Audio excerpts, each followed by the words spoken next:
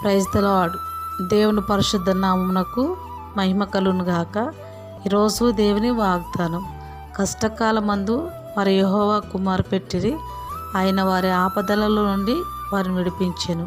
కీర్తన గ్రంథము 107వ అధ్యాయము 13వ వచనం. ప్రియ సహోదరి సహోదరులారా, అలనాడు ఇశ్రాయేలు ప్రజలు ఐగుప్తు దేశంలో వారికి ఎదురైన శ్రమను బట్టి, కష్టమును బట్టి దేవునికి ప్రార్థించినప్పుడు దేవుడు వారి మొర విని వారి కష్టము నుండి, శ్రమ నుండి విడిపించుట కొరకు దిగివచ్చి వారిని విడిపించి ఉన్నాడు. రోజు వాగ్దానం వింటున్న సహోదరి సహోదరుడా, నీవు కూడా నీకు కలిగిన కష్టమును బట్టి, శ్రమను బట్టి, వ్యాధిని బట్టి దేవునికి మొరపెట్టినప్పుడు దేవుడు నిన్ను కూడా విడిపిస్తాడు.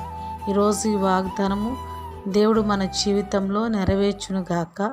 ఆమేన్, ఆమేన్.